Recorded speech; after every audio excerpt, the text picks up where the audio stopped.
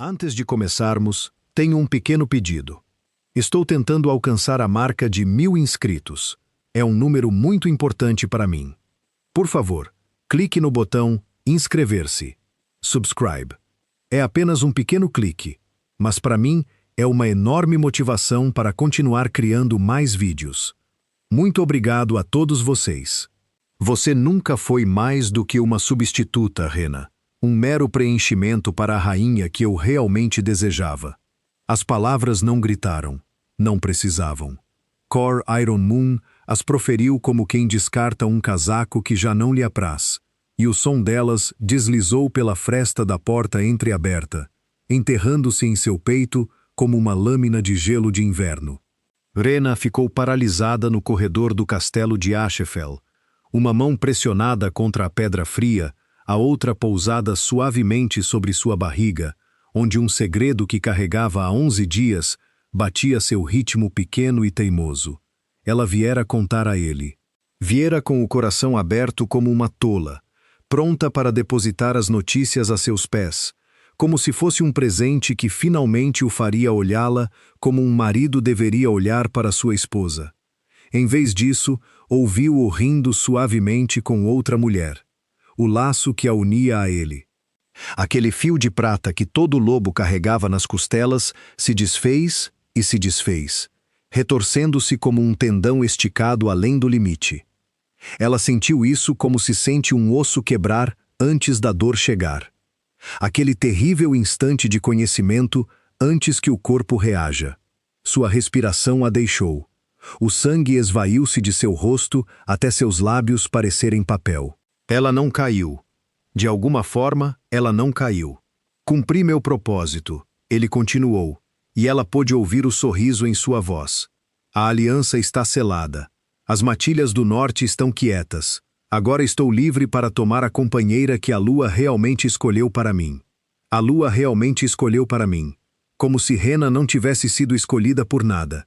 Como se os 3 anos que passou remendando este reino fraturado, negociando com senhores da guerra que queriam sua cabeça, velando febrilmente ao lado de crianças moribundas nas vilas baixas, aprendendo 9 dialetos, para que nenhum enviado pudesse mentir em seu rosto, como se tudo isso tivesse sido o trabalho trivial de um substituto esperando para ser varrido. Ela deveria ter escancarado a porta, deveria ter gritado até os caibros vibrarem. Era o que a antiga Rena teria feito. A garota que chegara a este castelo, acreditando que o amor poderia ser construído como uma casa, pedra honesta por pedra. Ela não gritou. Apertou a palma da mão com mais força contra a parede e forçou-se a respirar um ar lento após o outro, até que o rugido em seus ouvidos se acalmou em algo que ela pudesse processar. Porque ela não era mais apenas uma esposa, era uma mãe agora. Ou seria, e mães não têm o luxo de se despedaçar em corredores. Através da fresta da porta, ela os viu. Cá, alto e dourado e totalmente à vontade, sua coroa de ferro negro repousando descuidadamente sobre a mesa ao lado de um decantador de vinho de ameixa. E do outro lado dele, envolta em seda da cor do sangue arterial, sentava-se Isolda da linhagem da lua prateada, bela como uma lâmina é bela, fria e brilhante, e feita para um único propósito. E a substituta é questionada, girando seu vinho. O que acontece com ela? Nada acontece com ela, disse Kaor. Ela fica, é conveniente. Uma mulher quieta que administra a casa e não pede nada. Quando você for rainha, ela poderá servi-la. Servir você. Algo em Rena ficou muito quieto e muito frio. E aquele frio não era luto. O luto viria mais tarde, na escuridão, nas longas horas em que ela passaria sem dormir. Aquilo era algo mais antigo e mais duro. Aquilo que a deixara sobreviver a uma infância de órfã nas cidades fronteiriças antes que qualquer matilha a reclamasse.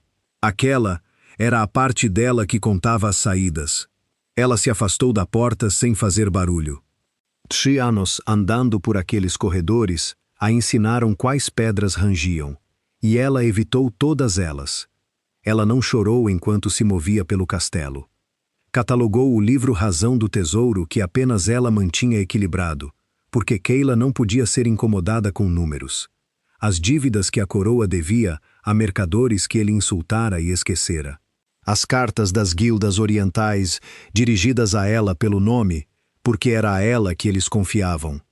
Uma assinatura que movia grãos pelas montanhas antes do inverno. Ela pensara nessas coisas como serviço.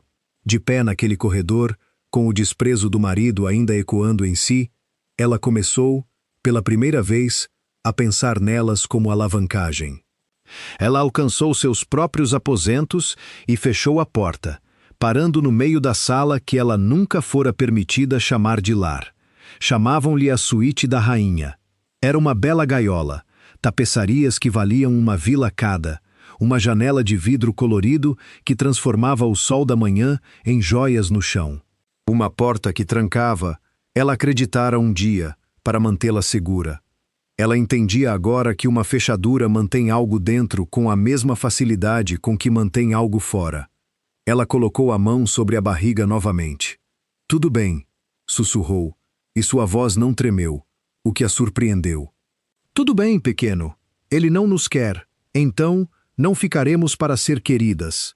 Era a sensação mais estranha, dizer isso em voz alta, como se uma corda contra a qual ela vinha lutando há 3 anos tivesse sido simplesmente cortada, e em vez de cair, ela se viu capaz de ficar de pé.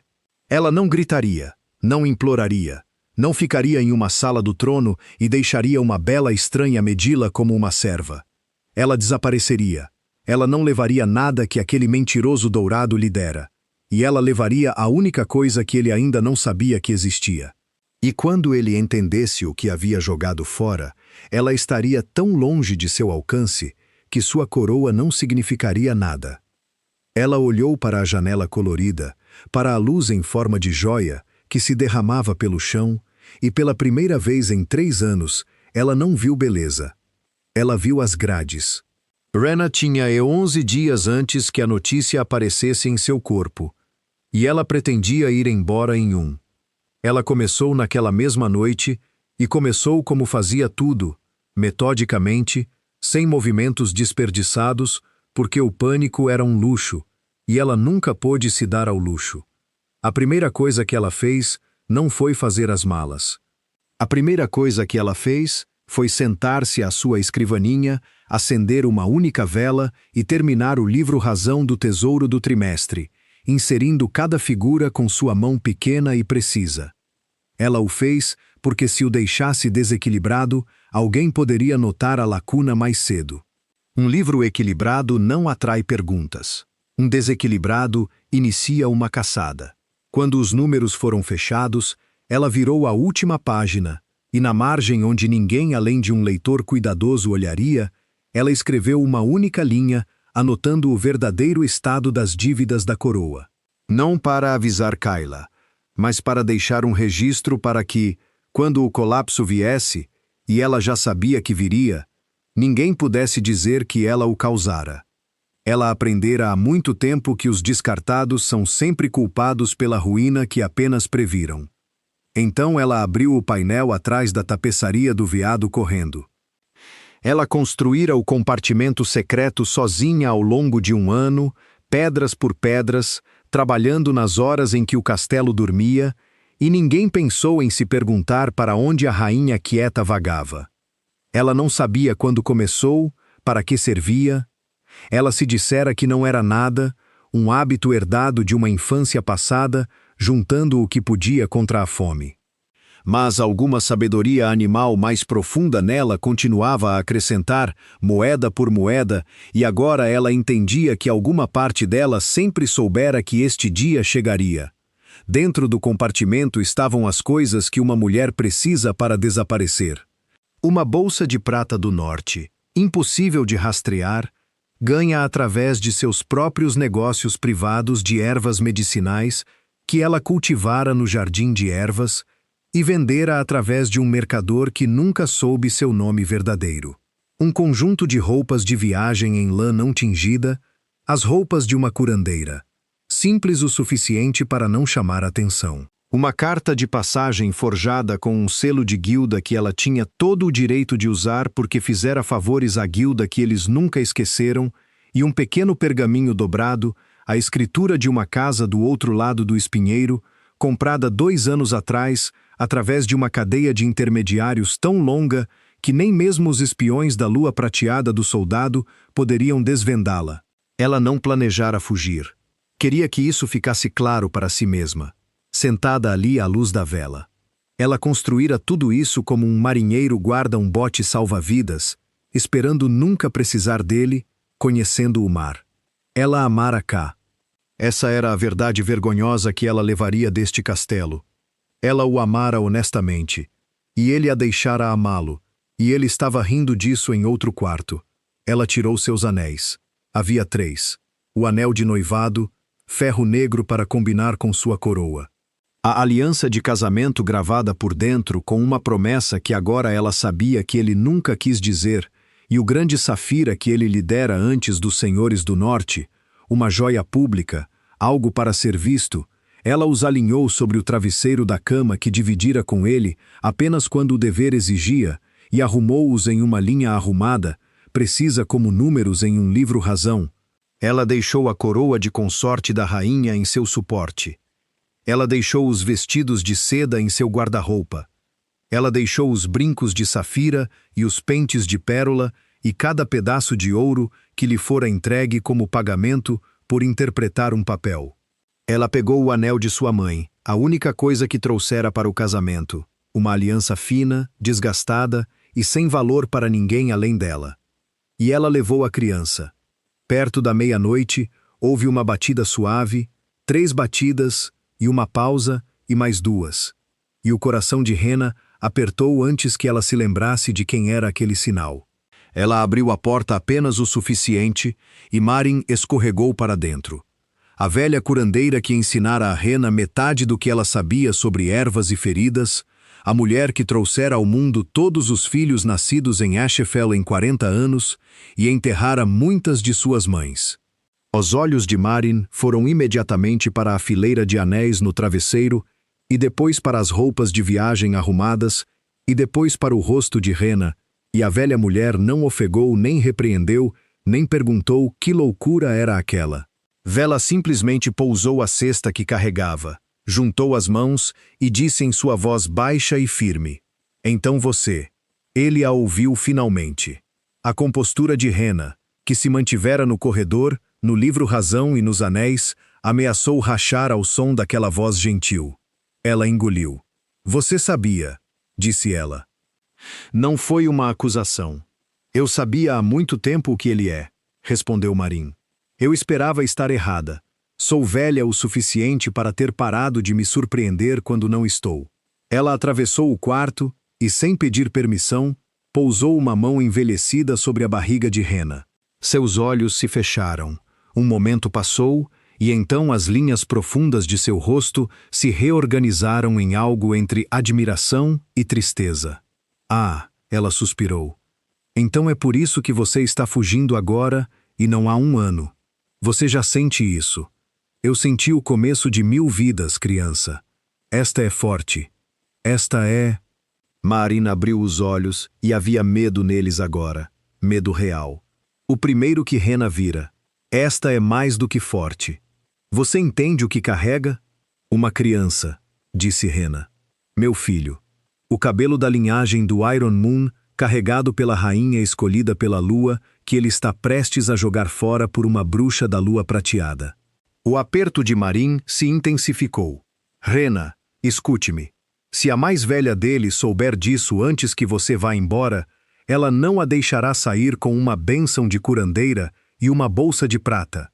Um herdeiro vivo da linhagem do Iron Moon é a única coisa que pode desfazê-la antes mesmo de ser coroada. Ela a enterrará no espinheiro ela mesma e o fará sorrindo." O frio que se instalara em Rena no corredor se aprofundou até parecer quase calma. "Então ela não deve saber disso", disse ela. "Nem ele." "Ele menos ainda", concordou Marin. "Ká a descarta e não sente nada além de um filho. Um filho é uma posse. Ela manteria a criança e as prenderia as duas, ou manteria a criança e se livraria de você. E eu não poderia dizer qual. Homens como ele não querem o que é deles até que alguém tente tirá-lo." Ficaram juntas à luz da vela. Duas mulheres que entendiam o mundo como ele realmente era e não como os poetas cantavam. Ajude-me, disse Rena. Apenas até a estrada do espinheiro. Depois disso, posso desaparecer sozinha. Marin já estava alcançando uma cesta. Você não irá pela estrada do espinheiro, disse ela. Ela é vigiada. Toda a estrada para fora de Ashfell é vigiada, quer você soubesse disso ou não. A mulher da lua de prata não veio sozinha. Seu povo acompanhava os movimentos da rainha há um mês. Ela tirou um pequeno frasco escuro e o apertou na mão de Rena. Existe outra maneira. Abaixo do jardim de ervas, atrás do poço, há um ralo que desce até o antigo leito do rio. Ele não carrega água desde que o rio mudou de curso na época da minha avó. É sujo e escuro e te levará para fora, sob a muralha leste, passando pelos vigias, até a cerca. Da cerca você pode chegar à estrada comercial em Greywater, ao amanhecer, e em Greywater ninguém conhece o rosto da rainha. E o frasco para a criança, disse Marin suavemente, não para machucá-la, jamais, mas para acalmá-la. Uma vida jovem tão forte emite um chamado que outro lobo pode sentir. A maneira como você sentiu o laço se romper esta noite. Se um rastreador de sangue de lua de prata se aproximasse, a própria força do bebê poderia trair vocês duas. Isso abafará esse chamado por uma única noite. Apenas uma noite. Use-o quando chegar ao ralo, e quando ele se dissipar, você estará além do alcance deles. Rena fechou os dedos em torno do frasco. Por que você está me ajudando? Você serviu a esta casa a vida toda. A boca da velha curandeira se curvou, e não era bem um sorriso. Eu servi ao povo desta casa, não ao seu mestre. Segurei Kylor Lua de Prata no momento em que ele nasceu, e vou te contar algo que nunca contei a ninguém. Mesmo então, vermelho e chorando em minhas mãos, havia um frio nele. Sua mãe também o sentiu. Ela o amou e o temeu na mesma medida, e ela morreu jovem, e sempre pensei que ela morreu do esforço de amar algo que não podia amá-la de volta. Marin tomou o rosto de Rena em ambas as mãos. Você é a melhor coisa que já entrou nestes salões, e este reino não a merece, e eu não ficarei parada e assistirei aquela mulher te colocar na cova. Agora, mude de roupa. Temos pouco tempo. Rena mudou. A lã era áspera depois de 3 anos de seda, e parecia um retorno a si mesma que ela quase havia esquecido. Ela trançou o cabelo da maneira simples, a maneira da curandeira, e esfregou cinzas em sua bochecha para apagar a finura de sua pele. E quando ela se olhou no espelho, ela não viu uma rainha. Ela viu uma mulher que poderia ser qualquer um, indo a qualquer lugar. E essa anonimidade era mais preciosa para ela agora do que qualquer coroa. Eles desceram pelo castelo adormecido. Marin liderando, Rena seguindo com a bolsa contra as costelas, e a criança quieta em sua barriga e o anel de sua mãe em um cordão em volta do pescoço. O castelo à noite era um país de sombras que Rena conhecia de coração, passando pelas cozinhas onde as fogueiras apagadas brilhavam. Passando pela capela da lua onde ela havia se ajoelhado tantas noites rezando por um casamento que nunca foi real. Saindo para o jardim de ervas onde as ervas frias respiravam seu hálito verde na escuridão. Alecrim e arruda e os altos caules prateados de moonwort que ela havia plantado com suas próprias mãos. No poço atrás do jardim, Marin se ajoelhou e trabalhou os dedos em uma costura de pedra, e uma grade de ferro baixa se afastou com um gemido que as fez congelar e ouvir. Nenhum som respondeu do castelo. Abaixo da grade, uma garganta negra de um túnel exalou frio e antigo. "Beba o frasco agora", disse Marin. Rena bebeu. Tinha gosto de terra e raiz amarga, e ela sentiu imediatamente uma calma estranha e suave se mover através dela, como se a pequena e brilhante presença em sua barriga tivesse sido embalada para dormir. "Vá rapidamente e vá em silêncio", disse Marin. "Siga o túnel para baixo, sempre para baixo. Quando sentir o cheiro do pântano, você está perto da boca. Não olhe para trás, Rena, nem uma vez. Não há nada atrás de você que vale a pena virar a cabeça. Rena apertou a mão da velha. Venha comigo. Não, criança. Os olhos de Marin brilharam. Se nós duas desaparecermos, eles saberão que foi planejado, e saberão quem te ajudou, e eles caçarão mais forte. E eu fico. Serei a velha curandeira tola que dormiu durante a fuga da rainha e não sabia de nada. Eles não vão desconfiar de mim, porque não acham que mulheres velhas sejam capazes de algo além de dormir.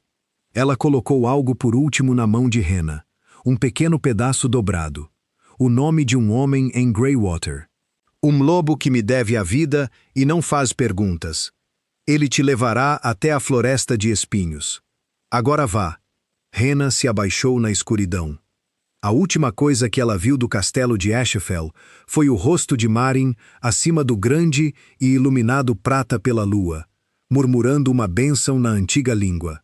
Então o grande se acomodou de volta em seu lugar com um suave suspiro de ferro, e a escuridão a envolveu, e Rena Lua de Ferro, consorte rainha das regiões ocidentais, se foi. O túnel era tudo o que a velha havia prometido, e pior, cheirava a séculos. Em alguns lugares, o teto descia tão baixo que ela tinha que rastejar, as palmas das mãos afundando na lama fria, a respiração alta em seus próprios ouvidos. Uma vez algo vivo deslizou em seu pulso, e ela mordeu um grito, e continuou se movendo, sempre para baixo, sempre em direção ao cheiro do pântano. Ela não pensou em nada além do próximo apoio para as mãos, da próxima respiração, porque pensar em algo maior, em cá, na vida que ela estava deixando, na enormidade do que ela carregava, seria parar. E parar era morrer. Ela não parou quando finalmente o túnel se abriu em um ar cinzento de pré-amanhecer, acima das planícies fedorentas do pântano oriental. Ela se arrastou para a lama e ficou um momento deitada de costas, olhando para as estrelas que desapareciam. E ela permitiu-se sentir, tudo isso, a tristeza quando o terror e a estranha e feroz alegria pelo espaço exato de 10 respirações. Então ela parou de contar. Ela se levantou suja e livre e virou as costas para a forma negra do castelo contra o céu cinzento e caminhou para o pântano em direção a Greywater, e não olhou para trás, nem uma vez, exatamente como a velha lhe dissera. Atrás dela, em um quarto quente e iluminado no alto do castelo, Caor Lua de Ferro dormia o sono tranquilo de um homem que acreditava ter arranjado o mundo a seu gosto, e ainda não sabia que a coisa mais valiosa que ele já possuíra acabara de sair de sua vida por um ralo na terra, carregando o futuro de sua linhagem sob seu coração. 7 meses depois, a província de Greywater e as cidades livres além da floresta de espinhos começaram a falar de uma curandeira. Eles não sabiam suas origens e não perguntavam, pois a região fronteiriça era cheia de pessoas que haviam chegado de algum lugar que não queriam nomear. Eles sabiam apenas que uma mulher havia chegado à cidade de Fenholt no outono, grávida e cinza de exaustão, e havia se apoderado da casa de ervas abandonada na beira do mercado, e em uma única estação se tornara indispensável. Eles a chamavam de Wren, apenas Wren. Era perto o suficiente de seu nome para que ela respondesse sem hesitação, e longe o suficiente dele para que nenhum sussurro de Ashfell chegasse à sua porta. Ela havia chegado com quase nada, e a partir desse nada construiu uma vida. A casa de ervas era uma ruína. Ela limpou seu jardim com seu próprio corpo inchado, plantando no calor moribundo do outono as sementes que ela havia carregado em um rolo de pano do jardim de ervas da rainha, Moonwort e Arruda, e as coisas de folhas prateadas que não cresciam em nenhum outro lugar na região fronteiriça. Em meados do inverno, suas prateleiras estavam abastecidas com tinturas e ungüentos que nenhum outro curandeiro na província conseguia igualar. Quando a neve caiu, os agricultores a levavam com seus filhos febris em trenós de 3 vales de distância, e os mercadores pagavam a ela em prata e em favores, e a guilda que antes confiava na assinatura da rainha ocidental descobriu com seu silêncio e interesse que a mesma mão clara e precisa estava escrevendo para ela agora de uma cidade chamada Fenholt, oferecendo o mesmo comércio confiável em medicamentos raros, pedindo nada além de tratamento justo e discrição. A criança veio na virada do ano, na profunda noite de neve, e Ren quase a trouxe ao mundo sozinha, antes que a mulher que ela havia mandado chamar chegasse, um menino. Ele veio ao mundo não chorando, mas silencioso, os olhos abertos, escuros e cinzentos e velhos. E quando a parteira o colocou no peito de Ren, a casa inteira se encheu por um instante com uma pressão como o ar antes de uma tempestade, e todas as velas tremularam e faiscaram, e a parteira ficou pálida e sussurrou uma palavra na antiga língua que significava marcado pela lua. Ren segurou seu filho contra o coração e sentiu o pequeno pulso dele e também sentiu aquela pressão, aquele chamado, a coisa sobre a qual Marin a havia avisado. E ela entendeu que passaria o resto de sua vida mantendo essa luz brilhante e terrível escondida do mundo até que ele estivesse velho o suficiente para guardá-la sozinho. Ela o chamou de Corin. Não significava nada para ninguém. Era esse o ponto. Ela estava agora na porta da casa de ervas em uma manhã clara e fria de início de primavera. Corin, aquecido contra seu peito em uma faixa de lã crua, observando o mercado de Fenholt ganhar vida. 6 meses. Ela se espantava em algumas manhãs com o quão longe havia chegado e o quão pouco se assemelhava à mulher que havia deitado no pântano, contando respirações. Aquela mulher era a esposa de alguém, a substituta de alguém, um silêncio bonito e conveniente no palácio de outra pessoa. Esta mulher possuía sua casa, seu jardim e seu nome. Esta mulher devia dinheiro à metade da província e não devia nada a ninguém que não tivesse escolhido o dever. Esta mulher tinha um filho, um propósito e um futuro que pertenciam apenas a ela. Ela não pensava em cair com frequência. Havia se treinado para isso da mesma forma que uma vez se treinou para a fome deliberadamente, dia após dia. Mas ela pensou nele agora, nesta manhã, porque um cavaleiro havia chegado a Fenhal ao amanhecer com notícias do oeste, e as notícias que ele trazia fizeram todo o mercado murmurar. As regiões ocidentais estavam falhando. Ela ouviu em pedaços, da maneira que você sempre ouve tais coisas, parada entre as barracas com seu filho, dormindo em seu coração. A aliança com os lobos do norte havia desmoronado antes do inverno. O comércio de grãos havia vacilado e houve fome nas aldeias mais baixas. Fome real, o tipo que nunca havia ocorrido enquanto uma certa rainha quieta mantinha os livros equilibrados e os mercadores satisfeitos. As dívidas da coroa, não gerenciadas por meio ano, venceram de uma vez, e as guildas que antes estendiam crédito paciente, com base em uma assinatura confiável, se tornaram de repente e friamente relutantes. Houve deserções na guarda. Havia rumores de uma mulher ao lado do rei, uma mulher de lua de prata, bela e fria, que usava a safira da rainha e não conseguia comandar o respeito de uma única criada de cozinha.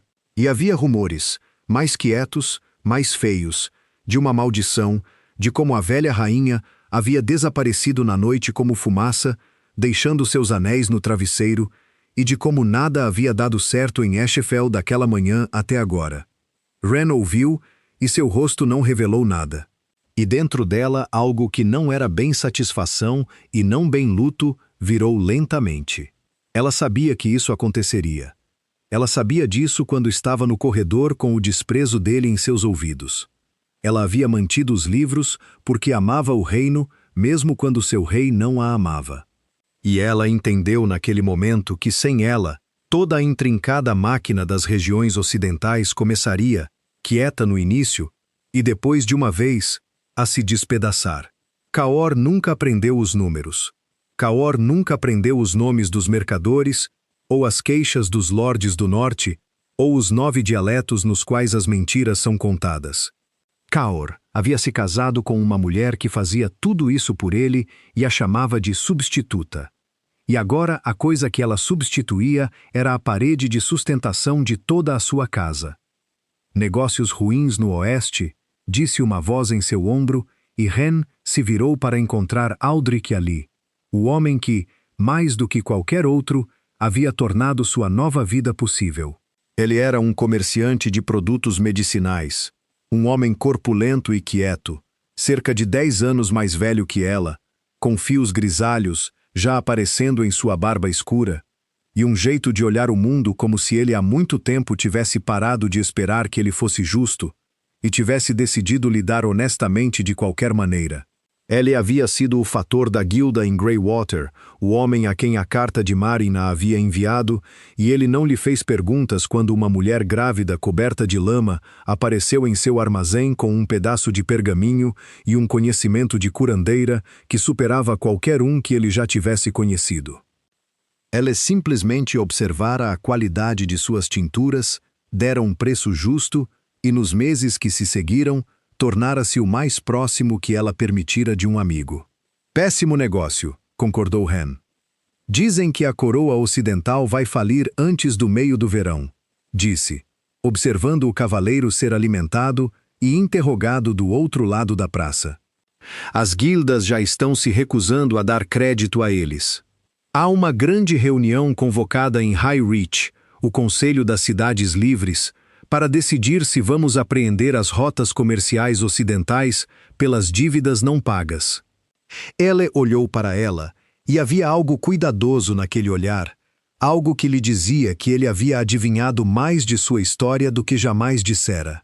Eles estão pedindo que cada fornecedor e credor, com uma reivindicação contra a coroa ocidental, envie um representante para apresentar seus livros para decidir o assunto. Ele fez uma pausa. A guilda quer que você vá, Ren, como a agente de todo o comércio de medicina do Sul. Seus livros são os mais limpos que eles têm. Suas reivindicações são as mais bem documentadas. Um momento. Você se sentaria no conselho que decide o destino das terras ocidentais. Por um longo momento, Ren não disse nada.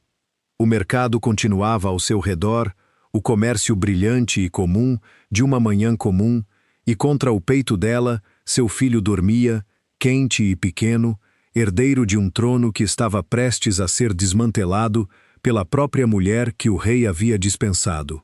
Ela pensou no livro Razão que havia equilibrado à luz de velas na última noite em que esteve no castelo e na única linha que havia escrito na margem, registrando o verdadeiro estado das dívidas da coroa, para que ninguém pudesse dizer que ela havia causado a ruína que apenas previra.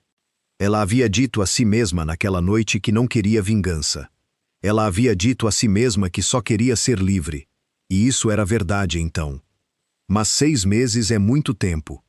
E uma mulher que construiu algo do nada olha para o mundo de forma diferente de uma mulher fugindo por um esgoto no escuro. Ela estava livre agora. Liberdade, descobriu-se, não era o fim da história. Liberdade era apenas o chão em que você estava enquanto decidia o que construir a seguir.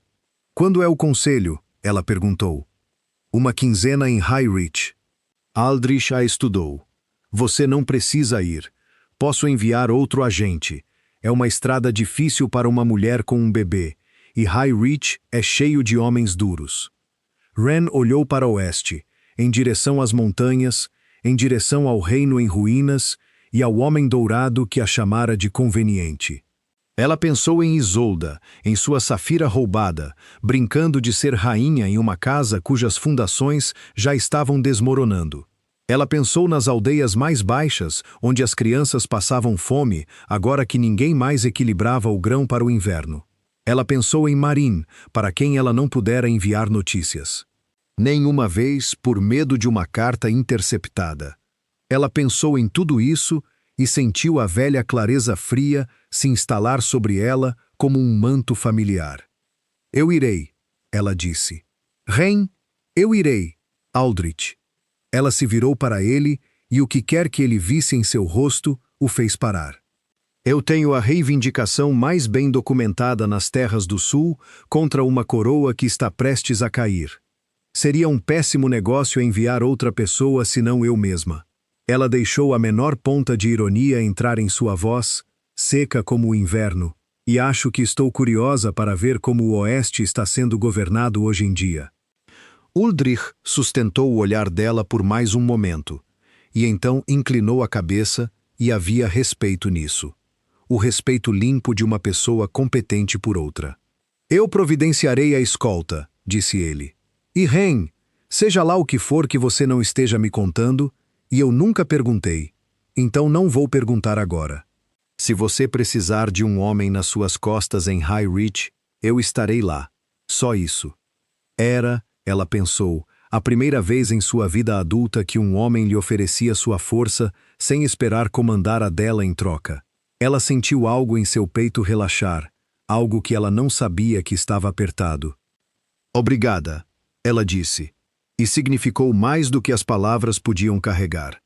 Naquela noite, depois que o mercado se esvaziou e a casa de ervas estava quente e escura, com uma única lâmpada, Ren sentou-se junto ao fogo com Corin no peito, e fez o que não se permitira fazer em 6 meses.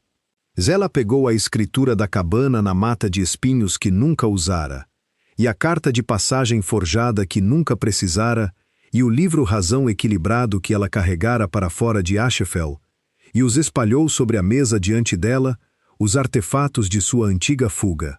Então ela tirou seus livros de contabilidade de Fenholt, 6 meses deles, densos com figuras em sua mão pequena e precisa, registros de um negócio construído honestamente do nada. Ela colocou os 2 conjuntos lado a lado, a fuga e a chegada, a mulher que fugira e a mulher que havia se erguido. Em uma folha nova, ela começou a escrever lentamente. Não uma carta, e não um livro-razão, um caso. Cada dívida que a coroa ocidental devia ao comércio de medicina do Sul, documentada e datada. Cada falha de governo que ela pudesse provar pelos registros da guilda, cada contrato quebrado, cada insulto que custara ao tesouro a boa vontade de um credor. Zela o construiu da maneira que construía tudo, uma pedra honesta de cada vez. E quando ela terminou, não era um apelo, e não era uma ameaça. Era uma prestação de contas, precisa e irrefutável. E ela entendeu, ao secar a última linha, que ela não estava mais fugindo de Ka Iron Moon. Zala estava vindo buscá-lo.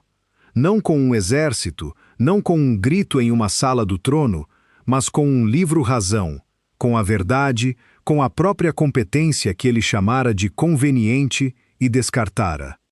Ela olhou para seu filho adormecido, para os olhos cinza escuro que um dia se abririam para um reino, e pressionou os lábios na coroa quente de sua cabeça.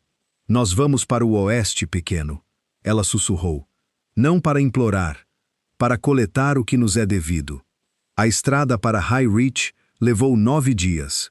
High Reach era a maior das cidades livres, um lugar de torres de pedra e pontes de ferro, construída onde 3 estradas comerciais se encontravam, governada por nenhum rei, mas por um conselho de guildas e mestres de cidade, que haviam enriquecido com o simples princípio de que o comércio não respeita coroa alguma. Foi aqui, no grande salão abobadado do Conselho de Dívidas, que o destino de reinos insolventes foi decidido friamente por homens e mulheres que não se importavam com linhagens e se importavam com livros-razão equilibrados. Ren chegou com Aldrich ao seu lado, e Corin preso ao peito, e uma pasta de couro de documentos que, ela sabia, valia mais que qualquer exército.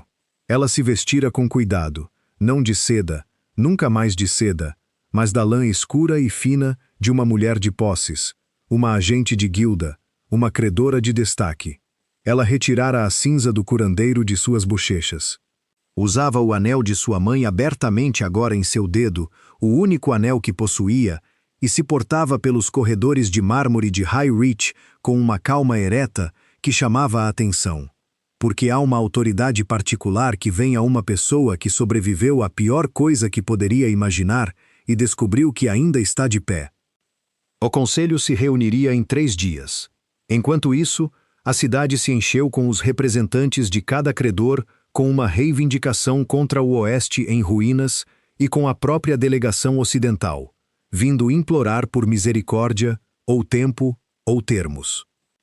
Ren os viu chegar da janela da casa da guilda, onde ela e Corin estavam hospedadas. Ela reconheceu a bandeira antes mesmo de conseguir distinguir os rostos. Ferro negro sobre cinza, o lobo correndo da linha do Iron Moon, o estandarte sob o qual ela um dia esteve como sua rainha. Sua respiração engatou, apesar de toda a sua preparação, e ela pressionou a mão sobre seu filho, que se mexeu e se acomodou. A delegação era menor do que deveria ser uma delegação real. Isso lhe disse algo imediatamente. Um reino poderoso envia uma grande e cintilante embaixada para intimidar seus credores. Um reino em ruínas envia apenas o que ainda pode pagar. Ela contou os cavaleiros, observou a má condição dos cavalos, notou a ausência dos grandes senhores que deveriam ter cavalgado na frente. E então ela o viu, Caor. Ele cavalgou à frente de sua companhia diminuída, e mesmo àquela distância, ela pôde ver o que 6 meses haviam feito a ele. Ele ainda era dourado, ainda alto, ainda belo da maneira dura e brilhante, que fizera uma jovem tola acreditar que o amor poderia ser construído. Mas havia um tom acinzentado nele agora, uma vazio sob a beleza, o olhar de um homem que parou de dormir e começou a ouvir o som que seu próprio reino fazia enquanto caía. Ela usava sua coroa de ferro. Parecia nas ruas de Rish, onde nenhum homem se curvava a ela, exatamente o que era. Um pedaço de metal na cabeça de um devedor. E ao lado dele, em um cavalo branco, vestida melhor do que qualquer um dos guardas, cavalgava Elder. Ela usava a safira. Ren a viu brilhar em sua garganta mesmo da janela. A grande joia pública que Ka dera à sua rainha antes dos senhores do norte. A joia que Ren deixara em um travesseiro na escuridão. Isolder a usava como se a tornasse rainha. Ela montava a cavalo lindamente e olhava para a cidade livre de High Reach com o desdém de uma mulher que nunca teve que ganhar a boa vontade de alguém que não a temesse. Eren a observou cavalgar pelas ruas, cheias de pessoas que não a temiam nem um pouco, e sentiu o último de sua antiga mágoa queimar limpa. Essa é ela, disse Aldrich baixinho em seu ombro. Ele havia chegado ao lado dela sem que ela o ouvisse. A mulher da lua de prata. Dizem que ela é o verdadeiro poder no oeste agora. Dizem que o rei não faz nada sem a palavra dela. Ele estava observando o rosto de Ren, não a rua. Ele havia adivinhado tudo. Ela percebeu. Ele havia adivinhado há muito tempo, e esperara à sua maneira paciente e honesta que ela confiasse nele. Dizem, acrescentou muito suavemente, que ele dispensou sua primeira rainha por ela, que a rainha fugiu na noite e o reino tem morrido desde então. Ren não desviou o olhar da janela. Eles dizem por que a rainha fugiu? Não, disse ele. As histórias não dizem. Elas nunca dizem, não é? Sempre há uma mulher que desapareceu, e as histórias nunca se preocupam em perguntar do que ela estava fugindo. Ren então se virou da janela e olhou para ele. Este homem quieto e decente que nunca lhe pedira para se explicar, e ela tomou uma decisão que vinha circulando por 9 dias na estrada. Sente-se, Uldrich, ela disse. Vou contar a você do que eu estava fugindo porque, em 3 dias, vou sentar naquele conselho e apresentar a reivindicação mais bem documentada naquele salão contra a coroa das terras ocidentais. E antes que eu o faça, você merece saber exatamente de quem é essa coroa. E ela contou tudo a ele. O corredor, as palavras, o substituto, os anéis no travesseiro, o esgoto na escuridão, o filho nascido com a marca da lua em uma casa coberta de neve. Ela contou de forma clara, sem chorar, e Aldrich ouviu sem interromper uma vez, seu rosto largo e honesto tornando-se quieto e então duro. E quando ela terminou, ele ficou em silêncio por um longo momento. O menino, disse ele finalmente. Corin, ele é o herdeiro da lua de ferro. Sim. E aquele homem lá fora, aquele rei em ruínas em sua coroa de lata, Ele não sabe que seu filho está vivo. Não, disse Ren. E ele não saberá de mim até que eu escolha. Meu filho não é uma posse para ser reivindicada. Ele não é uma peça para ser jogada em um jogo de tronos. Quando Corin crescer, se ele quiser seu direito de nascença, ele o tomará como um homem e em seus próprios termos, ou ele o recusará e viverá livre, e essa será sua escolha, não a de seu pai e não a minha. Ela encontrou os olhos de Uldrich. Eu não vim aqui por um trono. Eu vim aqui para coletar uma dívida. As duas coisas são separadas e eu as manterei separadas. E se você não puder me ajudar a fazer isso, diga-me agora. Aldrich a olhou por um longo tempo. Então ele fez algo que nenhum homem havia feito a ela em 3 anos de casamento. Ela estendeu a mão e pegou a dela, a que usava o anel fino e pobre de sua mãe, e inclinou a cabeça sobre ela.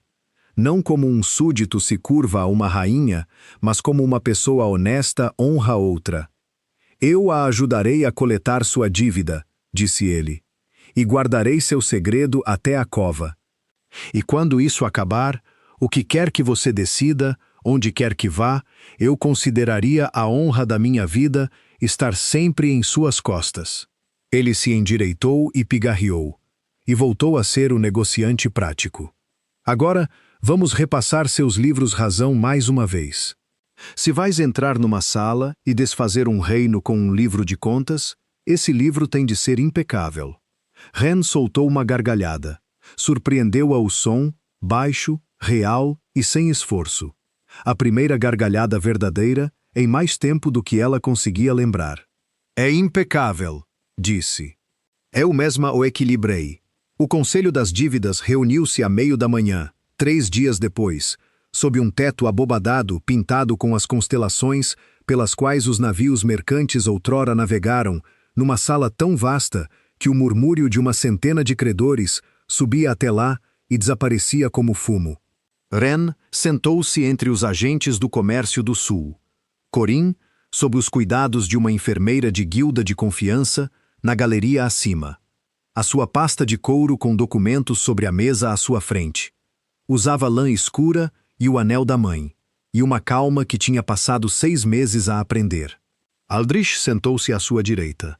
À sua volta, sentavam-se os representantes de todas as guildas, cidades e credores a quem a coroa ocidental devia dinheiro, e a soma do que essa coroa devia, disposta no grande livro-mestre na frente da sala, era estonteante. Uma montanha de dívidas impagas acumuladas nos 6 curtos meses desde que uma certa rainha silenciosa parara de equilibrar os livros. Na extremidade da sala, num banco baixo que os colocava abaixo do nível dos mestres do conselho, sentava-se a delegação das terras ocidentais. Caor na sua coroa de ferro, cada soldado com a sua safira roubada, um punhado de conselheiros grisalhos e exaustos. Tinham vindo implorar, e a arquitetura da sala já lhes tinha dito como o seu apelo seria recebido, pois nas terras altas, o devedor senta-se abaixo do credor, quer seja rei ou não. Ren observou o rosto de Kayla enquanto o livro-mestre era lido em voz alta, dívida após dívida esmagadora, e viu-o compreender lentamente que não haveria misericórdia ali. Isto não era um tribunal de honra onde um belo rei pudesse encantar o seu caminho para a leniência. Isto era uma casa de contabilidade com a majestade de um templo, e o seu único Deus era o livro equilibrado. A mestra do conselho, uma velha severa chamada Thessaly, que governara o conselho das dívidas por 30 anos e que, em memória viva, nunca fora comovida por um apelo, chamou os credores para apresentarem as suas exigências. Uma a um levantaram-se as guildas de grãos, as guildas de ferro, as combinações de transporte.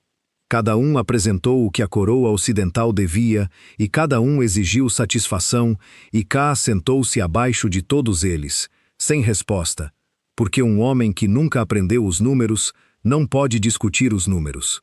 E o soldado sentou-se ao lado dele com a sua joia, sem nada a oferecer, porque a beleza não é uma moeda numa casa de contabilidade. Então, o vaidoso chamou o agente do comércio de Medicina do Sul. Ren levantou-se, Sentiu os olhos da sala voltarem-se para ela. Esta mulher composta, sombria, vestida, levantando-se entre os grandes poderes comerciais das cidades livres. Sentiu mais agudamente os olhos do Banco Ocidental voltarem-se para ela, e observou o rosto de Keila, enquanto ele a olhava sem reconhecimento. Viu um agente de guilda, um credor, um estranho. 6 meses. A simplicidade de uma curandeira e as cinzas da dor fizeram o seu trabalho. E o Rei Dourado não conhecia a mulher a quem chamara conveniente, agora sentada no lugar de julgamento acima dele. Ela não o esclareceu. Ainda não. Aprendera o valor do tempo. Mestres do conselho, começou ela, e a sua voz soou límpida e clara na escuridão abobadada. A voz de uma mulher que negociara com senhores da guerra que queriam a sua cabeça. O comércio de medicina do Sul detém as seguintes reivindicações contra a coroa das terras ocidentais. E começou a ler. Leu do livro que equilibrara a luz de velas na sua última noite em Asheville. Leu as dívidas como estavam na noite em que partiu. E depois leu, dívida por dívida, como cada uma delas ficara impaga e se acumulara nos 6 meses seguintes. E leu as falhas de governança que permitiram que cada uma delas vencesse. Leu os contratos quebrados, os mercadores insultados, o grão que apodrecera por falta de uma assinatura. Leu tudo à sua maneira pequena, precisa, devastadora, e a sala ficou muito silenciosa, porque era óbvio para todos os que ouviam que esta mulher conhecia o funcionamento interno das finanças da coroa ocidental melhor do que qualquer um na delegação ocidental. Melhor, estava a tornar-se horrivelmente claro do que o próprio rei. E Solder foi o primeiro a perceber que algo estava errado. Ren viu-o. O aguçar do belo rosto frio, o piscar dos olhos escuros de Ren para Kaor e de volta. E Solder também não a conhecia. Mas o seu soldado era um predador, e os predadores sentem uma armadilha antes de a poderem ver.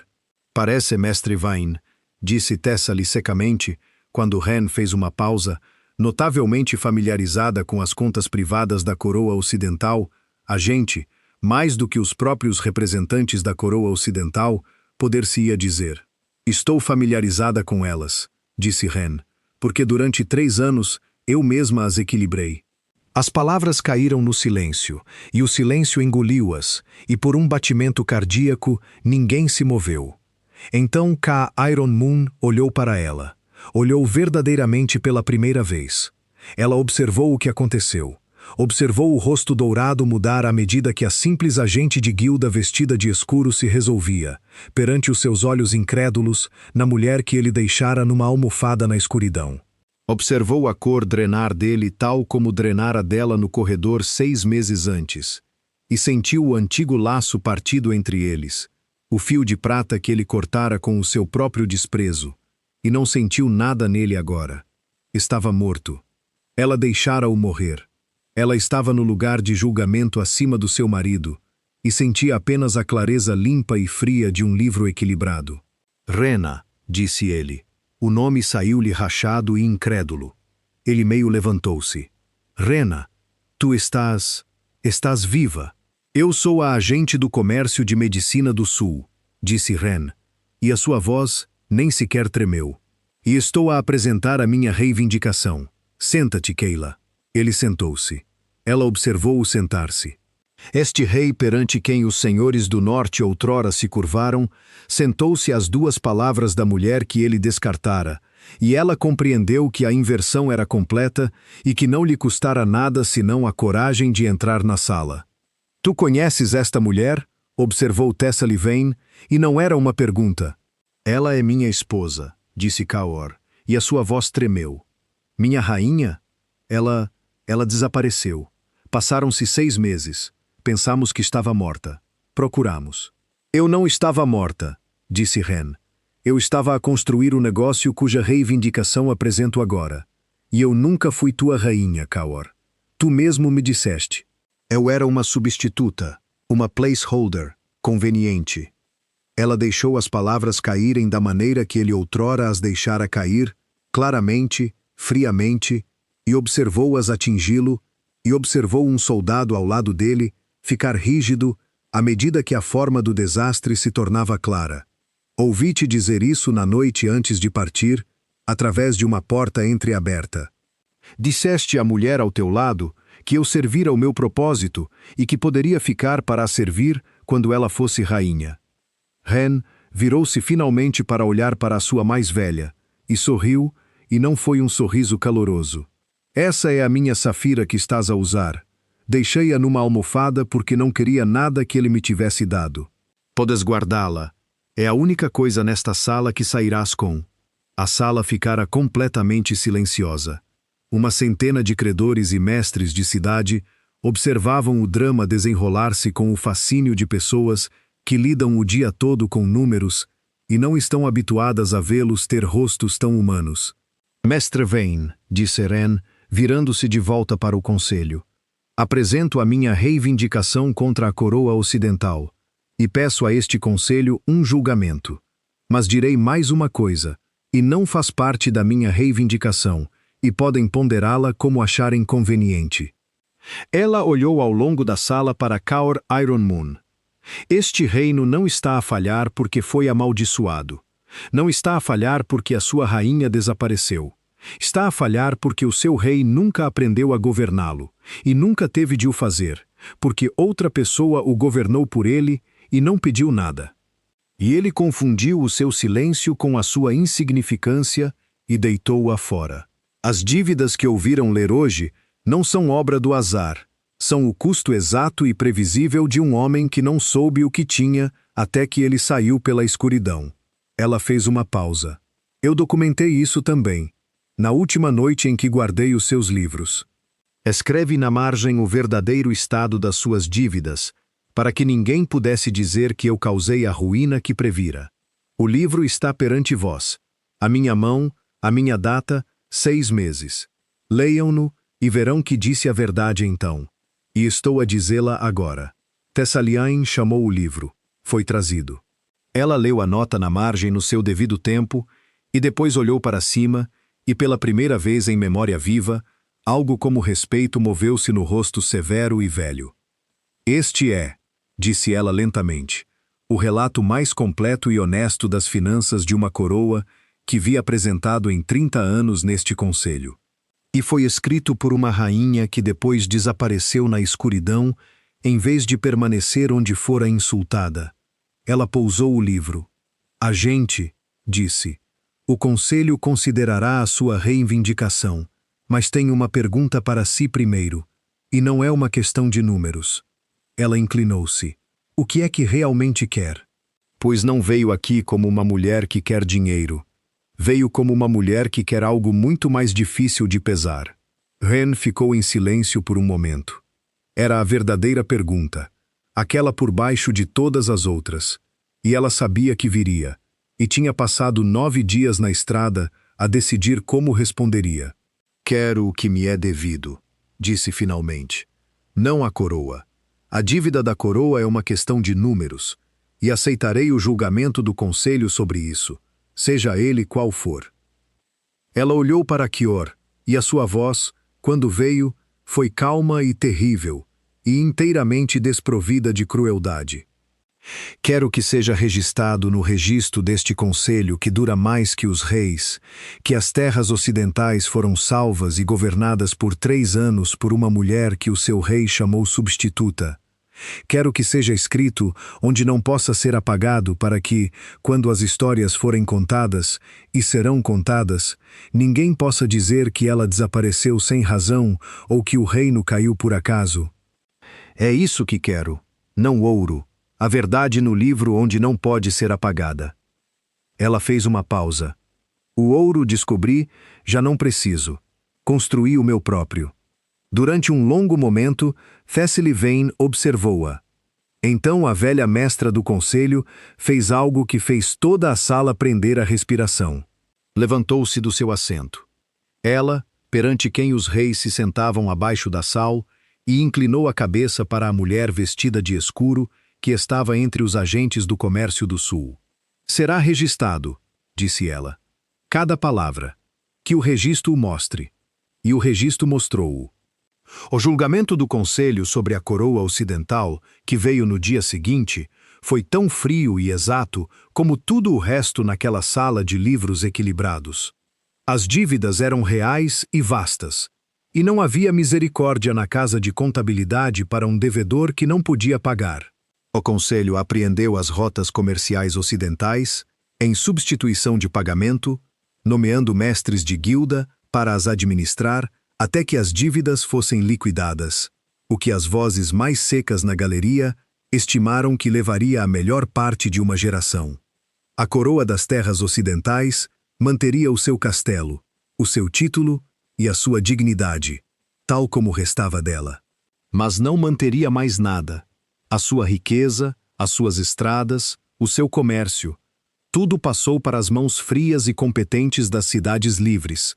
E Caor Iron Moon governaria daí em diante sobre um reino que era seu em nome, e já não seu em qualquer sentido que importasse. Ren observou o que aconteceu do seu assento entre os credores, e não sentiu triunfo, o que a surpreendeu, nem dor, o que a surpreendeu ainda mais. Sentiu apenas o assentamento de algo há muito desequilibrado, o clique silencioso de um livro a fechar numa dívida finalmente paga. Não precisou de levantar a mão para o desfazer. Tinha apenas de dizer a verdade numa sala onde a verdade era pesada em balanças que nenhuma coroa podia inclinar. Isolder não ficou para o julgamento. Ren soube os detalhes mais tarde de Aldrich, que tinha um ouvido de comerciante para os movimentos de pessoas arruinadas. A mulher da lua de prata compreendeu no instante em que Ren se revelou que o jogo estava perdido. Ela não viera para o oeste por amor. O perfil de tais mulheres é sempre o mesmo. E Ren a compreendera no momento em que a vira cavalgar, desdenhosa, por ruas que não a temiam. Isolder se apegara a Caor porque ele era um rei, porque a coroa do ocidente era um prêmio, porque uma bela mulher fria que nunca aprendera a ganhar nada, precisa sempre encontrar algo poderoso a que se agarrar. E no instante em que a coroa se tornara inútil, no instante em que o julgamento do conselho fizera de Keila Lua de Ferro a governante de nada, a razão de sua presença se dissolveu. Ela partiu na noite, como a própria Ren partira um dia, embora ali a semelhança terminasse. Ren partira com dignidade e um livro em ordem e um filho sob o coração.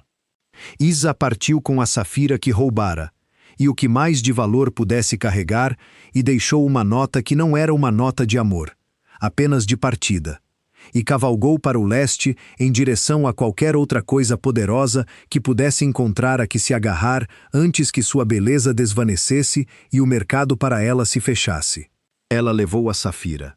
Ren, ao saber, apenas sorriu seu sorriso seco e pequeno. Ela dissera à mulher que poderia guardá-la, e o dissera de verdade, que ela a levasse para seu futuro oco. Era a única coroa que ela usaria, e era roubada, e valia exatamente o que ela valia. A substituta saiu em desgraça, como os ocos sempre fazem, e o reino que ela ajudara a arruinar nem sequer notou sua partida. Restou o rei. Ren não pretendia falar com Caor novamente. Seus negócios em alto alcance estavam concluídos. Sua reivindicação estava registrada. A verdade estava escrita onde não podia ser desfeita. Ela planejava reunir seu filho, seus documentos e sua única amiga leal e cavalgar para o sul novamente para Fenhout, para a Casa das Ervas, o jardim e a vida que construíra, e deixar para trás para sempre as ruínas douradas de sua antiga vida. Mas ele veio a ela na última noite antes de ela partir, para a casa da guilda onde se hospedava. E ele veio sozinho, sem sua coroa. E a enfermeira da guilda lhe trouxe a notícia de que o rei dos alcances do oeste estava no pátio lá embaixo, perguntando humildemente se a agente do comércio de remédios do sul lhe concederia a misericórdia de um momento. A misericórdia de um momento. Ren estava à janela com Corin, quente e desperto contra seu peito, seus olhos cinza escuros abertos e observando a luz da lamparina. E ela olhou para o homem no pátio. Ele estava sozinho no crepúsculo azul. Sem coroa, sem delegação, sem a mulher da lua de prata ao seu lado, apenas um homem dourado que envelhecera, esperando no frio pela resposta da mulher que ele havia descartado. Ela pensou em recusar. Ela tinha todo o direito. Ele não lhe devia nada, muito menos seu tempo. Mas ela descobriu, ali parada com seu filho em seu coração, que não tinha medo dele, e que uma coisa da qual não se tem medo não tem poder para machucá-la, e que ela estava curiosa, de uma maneira fria e limpa, para ouvir o que um homem diz quando o mundo que ele arranjara tão cuidadosamente desmoronou ao seu redor. Traga-o, disse ela. Mas a enfermeira fica, e Aldrich espera do lado de fora da porta. Ele entrou na sala e parou logo dentro dela e viu a criança. Ela o observou ver Corin. Ela o observou entender, em etapas, o que estava vendo. Os olhos cinza escuros, a estranha e quieta pressão que pairava sobre a criança marcada pela lua. A idade do bebê contava para trás em relação à noite em que ela desapareceu. Ela observou a aritmética se completar em seu rosto e o viu ficar branco. E ela o viu quebrar algo que suspeitava nunca ter quebrado antes.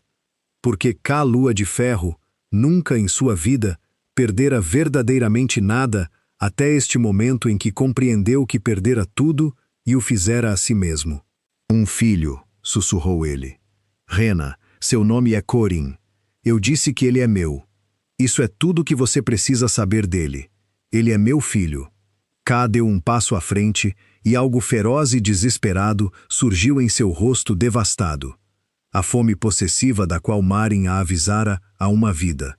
O homem que não quer o que é dele até que outra pessoa o tenha. Ele é o herdeiro. Ele é o herdeiro Lua de Ferro. Ele é Rena. Isso muda tudo. Com um herdeiro vivo, o conselho pode. Podemos reconstruir. Você e eu podemos parar. Ela não levantou a voz. Ela não precisava. Ouça a si mesmo. 6 meses atrás, você me chamou de substituta. Uma conveniência. Você riu de mim com outra mulher no quarto ao lado. E agora, parado nas ruínas que você fez, você vê um filho que pode ser útil para você. E de repente, você pode imaginar me amar novamente. Ela balançou a cabeça lentamente. Você não me quer, Kyore. Você nunca me quis. Você quer o que eu posso fazer. Você queria uma rainha que equilibra seus livros. E agora você quer uma mãe que gerou seu herdeiro. E em nenhum dos casos você jamais quis a mulher. Eu entendo isso agora. Eu entendi no corredor. Su me levou um tempo para parar de lamentar por ela. Rena. Ren, corrigiu-o gentilmente.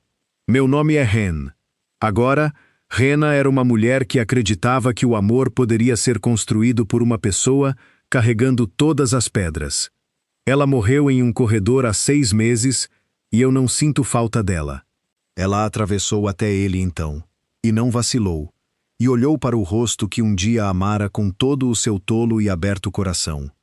Aqui está o que eu lhe darei, e é mais do que você me deu. Quando Corin crescer, eu lhe direi quem é o pai dele. Eu não o envenenarei contra você. Eu lhe direi a verdade, toda ela, o bom e o frio.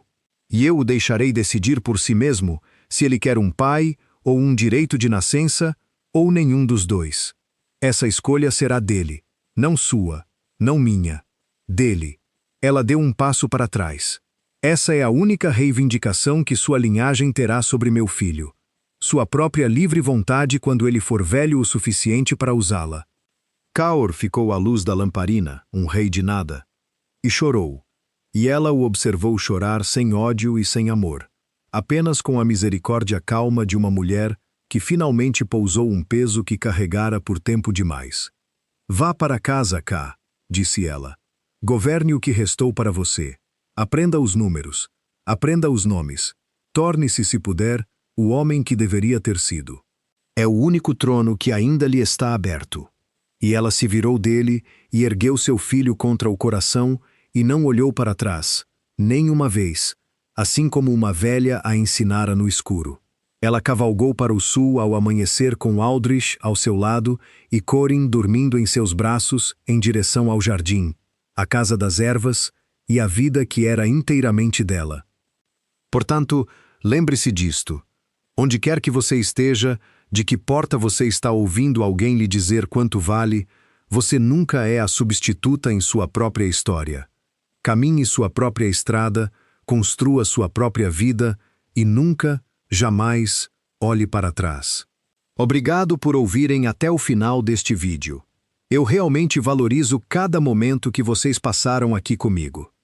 Neste momento, estamos a caminho de alcançar o primeiro marco, 1000 inscritos. Se as histórias que conto tocaram vocês pelo menos um pouco, por favor apoiem-me clicando no botão inscrever-se, subscribe. Cada inscrição de vocês é uma enorme motivação para eu continuar a escrever e trazer mais histórias valiosas. Vejo-vos no próximo vídeo.